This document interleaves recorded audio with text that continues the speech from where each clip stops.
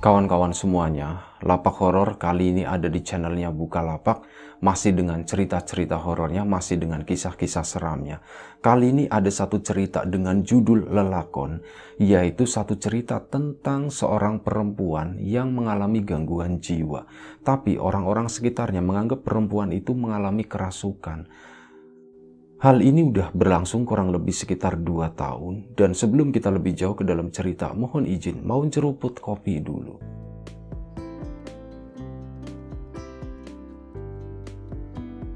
Dari dulu sampai sekarang, Lapak Horor itu emang identik dengan yang namanya kopi. Di setiap videonya, mungkin semuanya selalu ada yang namanya kopi ini. Nah, ini untuk kawan-kawan sesama pecinta kopi yang mau nyari variasi kopi lebih banyak, atau kawan-kawan yang mau belanja kebutuhan harian, langsung aja buka supermarket online-nya Bukalapak atau Bukamart. Lagi ada diskon sampai 88% plus voucher ekstra roda rezeki, yang jelas vouchernya itu makin banyak, makin murah. Nggak cuman kopi doang, ada gula, ada mungkin bahan-bahan makanan, ada alat-alat kesehatan, dan berbagai macam, ada minuman ringan. Semua yang ada di supermarket, semuanya tumplek-blek itu ada di Bukalapak, di supermarket online-nya. So, buruan, nunggu apa lagi? Yang mau belanja nanti bisa cek link deskripsi video ini, di situ ada, tinggal klik doang. Tunggu apa lagi? Buruan belanja sekarang. Kita lanjut ceritanya. Cerita ini dikirim oleh Mas Herman. Mas Herman sendiri itu adalah seorang tukang ojek online yang waktu itu sekitar jam 9 malam setelah dia nganterin customer terakhir, rencananya Mas Herman itu mau mangkal di deket-deket rumah sakit. Dan rumah sakit ini lokasinya di salah satu kota di Jawa Tengah, rumah sakit yang cukup besar, tapi mohon maaf nggak bisa disebutin nama rumah sakitnya apa. Mas Herman datang ke sana, mampir duduk di warung kopi, dia pesan kopi, mie instan, sama pesan gorengan juga. Sambil nunggu mie instan itu, kopinya udah jadi, Mas Herman pun ngerokok. Nah, di sebelah sana itu memang ada seorang laki-laki yang lagi ngopi juga. Si laki-laki tersebut nengok gitu kan, terus nyapa Mas Herman, "Mas, baru keluar atau lagi istirahat?" katanya, "atau mau pulang?" kata si lelaki tersebut nanya. "Ini Mas, abis nganterin customer terakhir terus capek begini ya, ini sekalian mangkal di sini lah, sekalian nongkrong, barangkali nanti dapat ikan lagi," kata si Mas Herman, istilahnya tuh pakainya begitu ya. Nah, si orang tersebut itu ngedeket ke sana. "Mas, emang biasa keluar jam berapa sih?" "Oh, saya sih biasa, tergantung, suka-suka. Kalau emang lagi pagi ya keluar pagi, kalau emang pagi capek ya saya keluarnya malam," kata si Mas Herman menjelaskan begitu ya. "Oh begitu." Mereka pun ngobrol-ngobrol ya. Mas Herman pun akhirnya nanya, "Loh Mas, panjenengan itu di sini lagi ngapain gitu kan? Lagi nungguin orang sakit atau gimana?" "Iya Mas, aku lagi nungguin adikku tuh udah sakit lama Mas. Sakitnya," nanya kan, "sakitnya apaan?" "Sakitnya nggak jelas, terus terang kalau misal saya ditanya sakitnya apa ya nggak ngerti. Cuman ya begitu Mas, kadang lemes, mual, demam kayak gitu, dan ini nih udah beberapa kali dirawat di sini tapi nggak sembuh-sembuh gitu." "Loh, kok bisa begitu ya? Mungkin salah obat kali," kata Mas Herman. "Udah coba ke alternatif belum?" kata Mas Herman, "barangkali ada yang aneh-aneh gitu kan." Si laki-laki tersebut pun ya udah Mas, sebenarnya udah, tapi ya hasilnya seperti itu, makanya kita udah balik lagi ke medis, karena itu tadi ada demamnya, ada mualnya, ada muntahnya kayak gitu, kondisinya juga lemes. Adik saya juga udah mulai ya kesini ke belakangan itu udah mulai kurus, tadinya tuh gede badannya Mas, dulunya tuh cantik gitu." Nah, dari situ Mas Herman pun, "Oh, adiknya perempuan." Jadi awalnya dia tuh ngebayanginnya tuh adiknya laki-laki.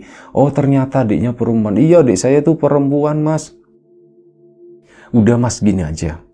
Si orang tersebut setelah memperkenalkan diri, aku Sarwan," katanya. Itu si orang tersebut memperkenalkan diri, namanya Sarwan. "Aku Sarwan, Mas. Jenengan tak tawari sesuatu, mau nggak?" katanya. "Tawarin apaan dulu nih gitu, kalau haram nggak mau," kata si Mas Hermannya begitu. Mereka udah akrab ya, jadi udah semi-semi bercanda begitu. Terus, "Enggak Mas, ini halal," katanya. "Ya apaan dulu gitu?" "Mas, ini tak kasih nih. Dia tuh ngasih 200.000. Mas tak kasih 200 dulu, nanti sisanya 300-nya tak kasih 500.000, tapi jenengan nemenin saya di atas katanya. Loh, kok kayak gitu Mas? Masa buat nemenin doang kasih duitnya segede ini? Mas Herman di sana juga agak curiga, wah ini gawat nih kayak gini, takutnya diapa-apain atau gimana. Tenang aja Mas, gak bakalan diapa-apain, cuma nemenin doang kata dia. Nemenin adik saya yang lagi sakit di atas itu katanya. Si warung kopi bilang, iya Mas, itu adiknya emang lagi sakit, itu kemarin juga ada yang nemenin katanya begitu. Ini Mas ini memang suka nyari orang buat nemenin di atas katanya, biar nggak bete, biar nggak bengong, ada temen yang bisa diajak ngobrol. Si warung kopinya ngomong kayak gitu, Mas Herman pun akhirnya, oh iya berarti oke, aman nih. Akhirnya apa? Ya udah Mas, tak ambil 200, ini sisanya besok pagi ya katanya, kata Mas Herman nanya. Iya, sisanya besok pagi. Nah, di situ Mas Herman tuh sebenarnya sempat awalnya tuh mikir-mikir ya. Aku dikasih duit segini 200.000 ini, kalau misal aku narik, mentok-mentok sampai pagi itu aku nggak bakalan dapat setengahnya, dapat 100.000 itu nggak mungkin. Makanya ya udah, mending aku ambil aja, lumayan tuh cuman di atas gitu, dianya capek, paling tidur gitu kan. Akhirnya diambil sama Mas Herman. Ayo Mas, udah habisin dulu, kata si Mas Sarwan tadi. Udah jenengan ini dihabisin dulu, santai-santai dulu, nanti kalau udah ini udah bosan, ayo kita naik ke atas. Setelah singkat cerita, setelah semua makanannya Mas Herman tadi habis, karena tadi belibet mesen mie instan gitu ya. Setelah semuanya habis, mereka pun naik ke atas sana, menuju ke satu ruangan. Mas Sarwan pun cerita, ini ruangannya enak Mas, jadi nggak ada temennya, cuman aku sama adikku aja, kata Mas Sarwan tadi. Ruangan VIP Mas. Wah, Mas Herman di situ kan jadi malah tambah seneng gitu. Oh, berarti nggak ada gangguan nih gitu. Aku bisa tidur, bisa bisa istirahat. Mas, aku lupa katanya gitu. Kenapa lagi? Motorku belum tak parkir katanya. Sebentar ya, tak parkir dulu ke sana. Oh iya tungguin. Mas Herman pun ke sana, dan Mas Herman itu mikir ini orang gila loh. Si Sarwan ini gila loh. Duitnya udah aku ambil 200.000. Aku bilang mau parkirin motor. Ini kalau aku jahat, aku kabur aja nih, kata pikirnya Mas Herman tadi ya. Tapi nggak enak katanya. Udah, akhirnya Mas Herman bener ya, cuman parkirin motor, dimasukin ke area parkirnya rumah sakit biar aman. Soalnya tadinya itu kan masih di pojokan warung kopi itu. Nah, setelah ke sana, Mas Herman pun ke atas, ke situ ketemu Mas Sarwan lagi yang nunggu di lobi. Mereka pun menuju kamar tersebut, kamar VIP di sana yang lokasinya itu di bawah. Masuk ke dalam kamar tersebut, Mas Herman itu ngelihat, oh iya bener, adiknya tuh perempuan, posisinya tertidur begini, pakai selimutnya tuh selimut kain jarit warna coklat, diselimutin sampai leher begini. Terus udah tangannya nggak kelihatan. Oh iya, kasihan ya, kok kelihatan kurus seperti itu. Mas Herman mau buka omongan gak enak, takutnya berisik nanti adiknya kebangun atau si Mas Sarwannya malah kebalikan. Oi, jangan bengong, kata Mas Sarwan tadi, dikagetin malah si Mas Hermannya. Oi, jangan bengong bro, udah santai aja. Adikku ini tidurnya pulas, udah biarin aja. Kalaupun bangun ya paling sebentar nanti tidur lagi, kata Mas Sarwan begitu. Digelarlah tikar di dalam ruangan tersebut buat istirahat mereka berdua. Mas Herman, Mas Sarwan duduk di sana, mereka pun lah ngobrol-ngobrol. Kurang lebih sekitar jam 10:30, tiba-tiba Mas Herman itu ngedenger kasurnya itu kayak ada pergerakan di kasur, gitu. Jadi Mas Herman itu nengok ke sana, dan adiknya siapa yang sakit tadi, perempuan itu kayak gerak-gerakin badannya gitu, entah dia kebangun karena mereka ngobrol atau gimana. Dan setelah itu tuh begini, adiknya tuh tiba-tiba langsung bangun, dia tuh duduk zet gitu. Setelah itu tidur lagi, berak, bangun lagi, tidur lagi, bangun lagi, tidur lagi. Mas Herman di sanalah dia mulai ngerasa, anjrit, ini tuh kenapa sih perempuan ini? Setelah perempuan tadi terlihat lebih tenang begini ya, udah tiduran, matanya merem, ditanya, Mas sakitnya apa? Mas sakitnya apa? Kok kayak gini, serem banget Mas, kok bisa bangun tidur kayak gitu? Kenapa? Mas Sarwannya itu ditanya begitu cuman ketawa doang. Biasa mas kayak gitu mas, aku udah tahunan katanya, tahunan itu ngadepin adikku ya seperti itu. Ini di rumah sakit juga kayak gitu, mas apa nggak panggil perawat aja, kata Mas Herman. Ya dipanggilin perawat juga percuma, ntar sembuh sendiri, kata Mas Sarwannya begitu. Dan ternyata benar, Mas Herman karena udah ngelihat itu ya, Mas Herman pun duduknya jadi nyender, yang tadinya nggak nyender ini nyender ngadep ke sana. Intinya biar Mas Herman itu bisa ngelihat gitu. Jadi kalau terjadi apa-apa, dia itu udah siap. Nggak disangka-sangka, sekitar jam 11 lewat, jam 11 malam lewat, Mas Herman itu udah mulai ngantuk-ngantuk. Mas Sarwan juga kelihatan udah diem aja, udah nggak ngajakin ngobrol. Ada pergerakan lagi di ranjang tersebut. Adiknya itu bangun. Begini dengan kain jaritnya yang ada sedadak ya. Dia bangun, kain jaritnya turun, plak make kaos doang, kaos putih. Nanti tidur lagi begini. Habis itu bangun lagi. Kali ini bedanya yang bikin Mas Herman bergidik. Mata adiknya tersebut itu melek. Kalau yang pertama itu merem begini, ini tuh melek.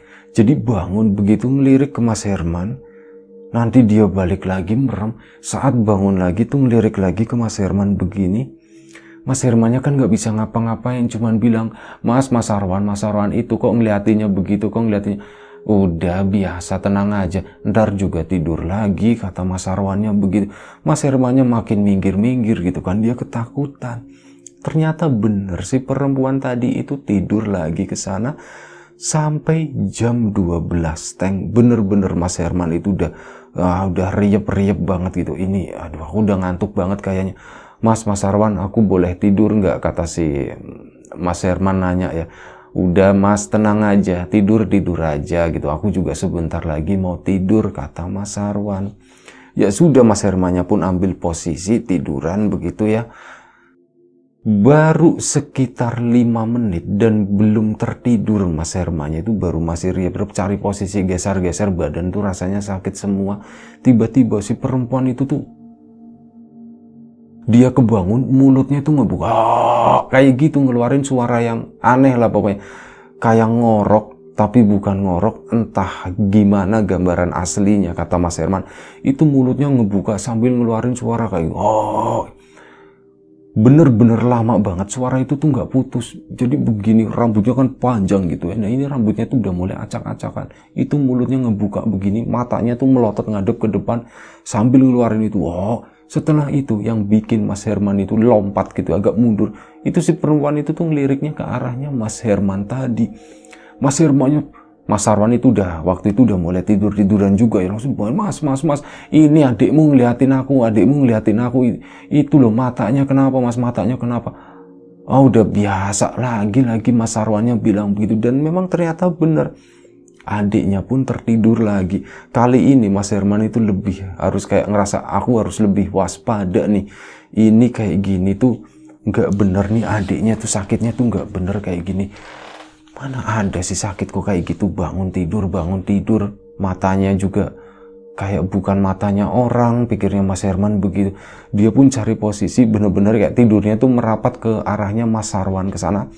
Tapi memang ada jarak gitu ya, karena Mas Herman juga nggak mau begitu terlalu deket. Mas Herman pun akhirnya tertidur setelah kurang lebih 15 menit tiduran di sana. Bener-bener dia tertidur sampai entah jam berapa waktu itu. Mas Herman itu ngerasa, loh kok aku ngerasa ada sesuatu yang bergerak di punggungku ya. Ini apa sih, Herman atau bukan? Si Sarwan atau bukan? Mas Herman pun ngebuka matanya begini, loh Sarwan ada di depanku, ini di belakangku, itu siapa ya? Kok kayak ngelus-ngelus punggungnya kayak gitu, kok yang nempel bagiannya tuh makin banyak. Ini siapa ya? Ini siapa? Adiknya nggak mungkin, adiknya lagi sakit di sana atau siapa nih? Ada orang ngepel atau gimana? Kalau ada orang ngepel kan ada bunyi logam glutik. Tapi bukan gitu ya. Dia tidur begini tapi matanya tuh masih meremelek. Ini siapa? Sampai akhirnya Mas Sarwan itu ngebalikin badan, dan begitu ngebalikin badan di situ Mas Sarwan ngelihat Ada seorang perempuan, rambutnya itu dikepang dua begini, mukanya pucat, matanya tuh hitam semua, putih semua. Jadi kayak memang manusia, cuman matanya kayak hitam-hitamnya tuh ke atas begini. Ndang Mulyo katanya begitu, di buruan pulang, kata si perempuan itu. Pulang sana, kamu pulang. Kamu jangan di sini, kamu jangan di sini. Kata si perempuan tadi sambil megangin pundaknya Mas Sarwan. Ngomongnya itu bener-bener deket banget sama mukanya Mas Sarwan, ngelirik Mas Sarwan. Ini bukan Mas Sarwan ya, Mas Herman maksudnya. Itu nyampe ngelirik begini. Dilihatin terus, pulang, pulang sekarang, pulang sekarang. Beberapa detik Mas Herman itu badannya tuh kayak kaku, dia tuh nggak bisa menggerakkan sedikit pun badannya, sampai akhirnya itu tadi setelah berhasil menguasai dirinya, Mas Herman pun langsung bergerak begini. Si perempuan tadi itu didorong begini, ya perempuan itu tuh cuman kayak didorong itu gerakannya tuh nggak gabruk kayak gitu, nggak, tapi dorongnya tuh kayak lembut gini. Terus ngeliatin Mas Herman, ndang mulai, pulang sana, pulang, jangan di sini, tempat kamu bukan di sini, pulang sana sekarang, pulang, kata si perempuan tersebut. Mas Herman langsung ambil tasnya, dia lari. Mas Sarwan di sana itu ternyata udah duduk ketawa-tawa, cekakakan dia di situ. Herman penakut, ternyata Herman penakut. Ini gimana sisa uangnya, mau diambil atau enggak? Kalau mau diambil ya tunggu sampai pagi. Si perempuan tadi bilang, pulang sekarang, pulang, kata si perempuan. Pulang enggak, kata si perempuan. Si Mas Sarwannya tuh ngiming-ngimingin duit. Terus ini 300-nya.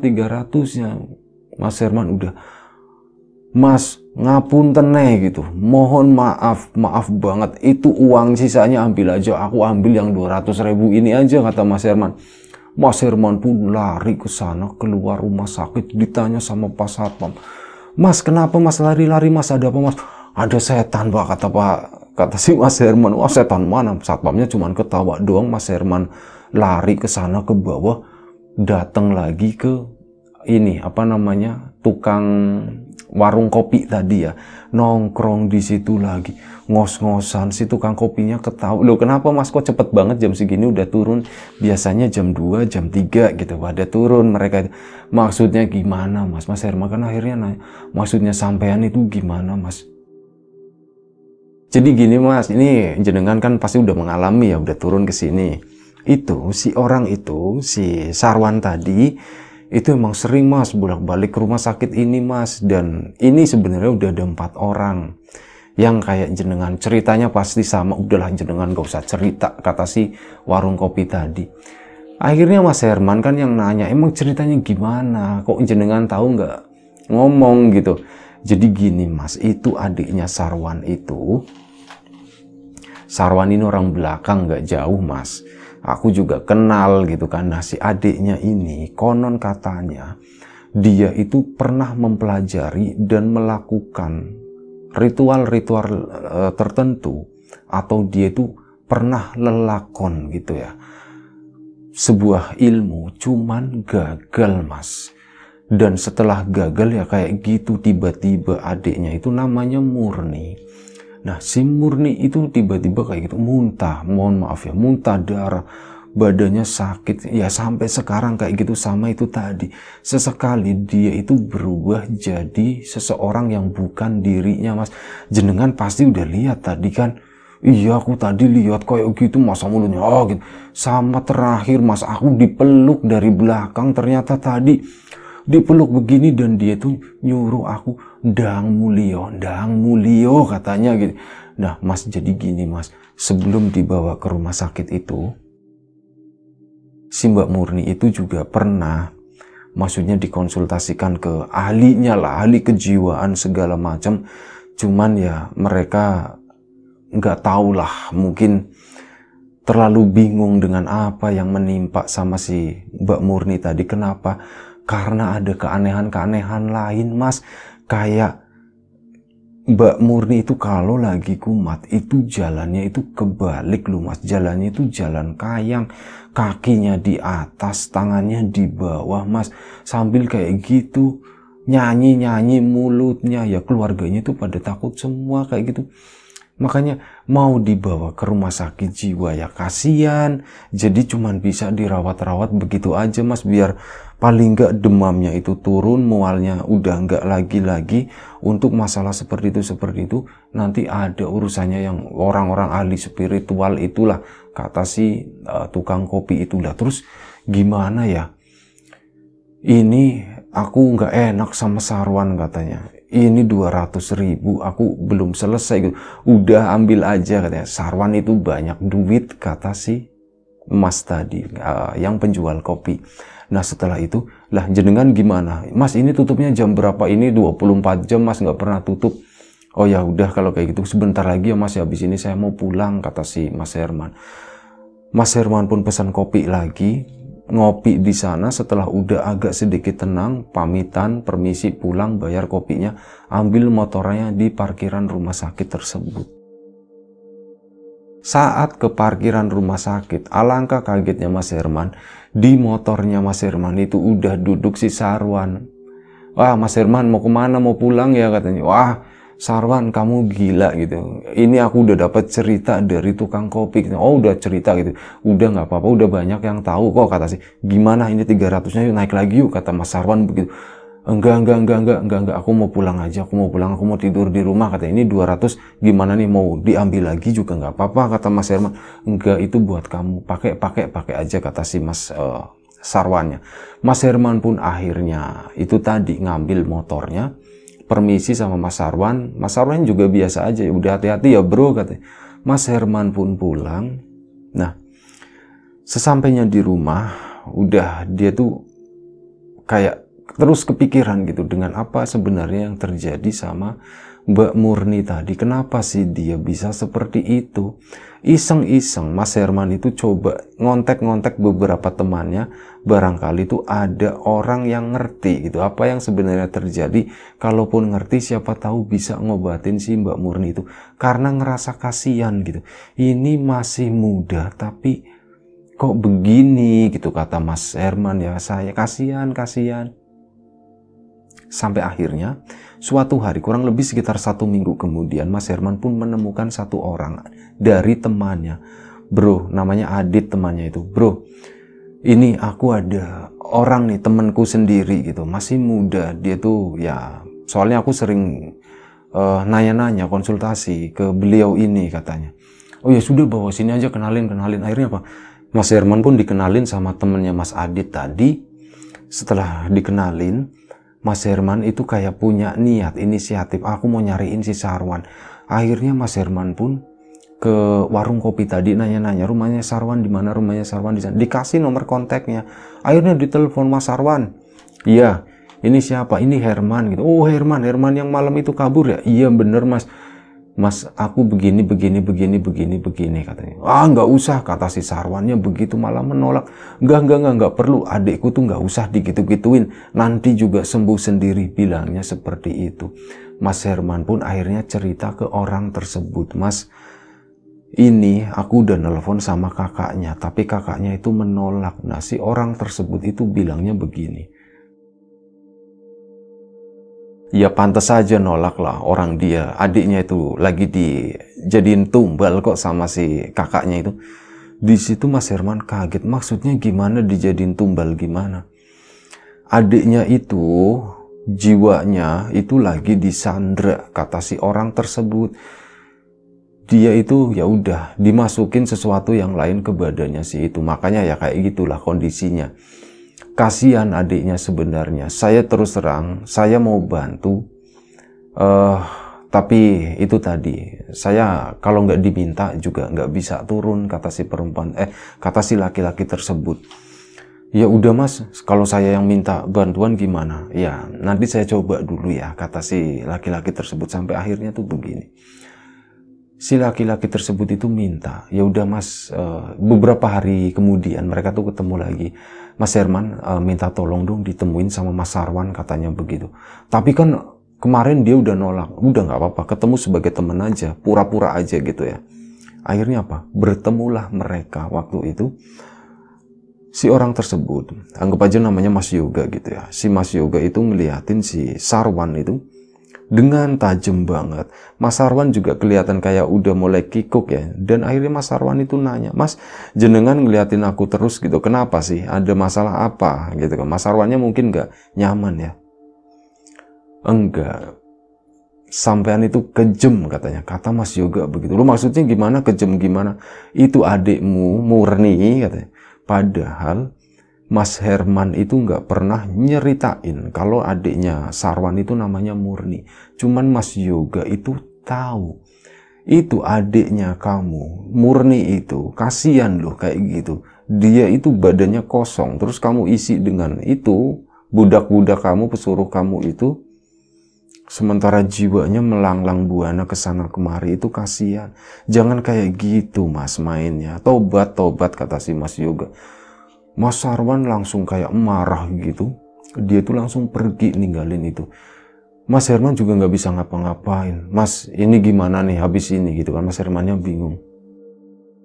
"Tenang aja, nanti saya kerjain dari belakang." Dicoba. Ditungguin. Setelah itu mereka pisah, nggak ada kabar lagi. Kalaupun ada kabar, Mas Herman cuma nanya, "Mas Yoga gimana update-nya?" Ditunggu aja, masih diusahakan. Jawabannya cuma seperti itu sampai akhirnya 2 minggu kemudian Mas Herman itu ketemu sama Mas Yoga. Mas Herman itu mau ngasih tahu. Mas Herman kan sering nongkrong di warung kopi tuh, dapat update. "Bro, Murni udah sembuh, adiknya Sarwan itu," katanya. Alhamdulillah, alhamdulillah. Mas Herman itu senang banget sampai akhirnya apa?